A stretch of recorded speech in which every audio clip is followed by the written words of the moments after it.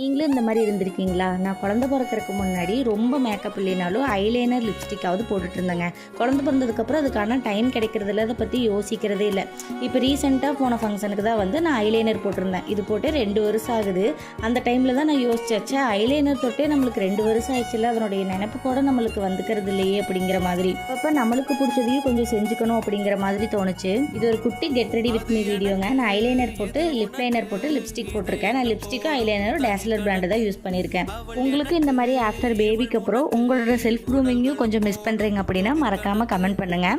இப்போ இருக்கிறத பார்த்தா நார்மலாக ஒரு தலை சீவி நம்மளோட ஃபேஸை கண்ணாடியில் கூட பார்க்க முடியறதில்ல அப்படிங்கிற ஒரு ஸ்டேஜில் இருக்கும். ஐலைனர்லேயே பொட்டு வச்சு டார்க் ரெட் கலர் லிப்ஸ்டிக் இருந்துச்சுங்க. அதுலேயே நெத்திக்கு குங்குமம் மாதிரி வச்சு மேக்கப் முடிச்சிட்டேன். வளையலும் தோடு மட்டும் கோல்டில் போட்டுக்கலான்னு பிளானுங்க. அவ்வளோதான். இதில் நான் இப்போ வச்சிருக்கிற முல்லைப்பூ வீட்டில் பொறிச்சது. இதுக்கான ஒரு ஸ்டோரி பழைய வீடியோவில் போட்டிருப்பேன், செக் பண்ணி பாருங்கள். அந்த முல்லைப்பூ தான் கியூட்டாக ஒரு பெர்ஃப்யூம் கிஃப்ட் பண்ணியிருந்தாங்க, அதை தாங்க யூஸ் பண்ணியிருக்கேன். இதுதான் என்னோட ஃபைனல் அவுட்புட். நம்ம சேனலையும் சப்ஸ்கிரைப் அண்ட் ஃபாலோ பண்ணிக்கோங்க. Thank you, bye bye.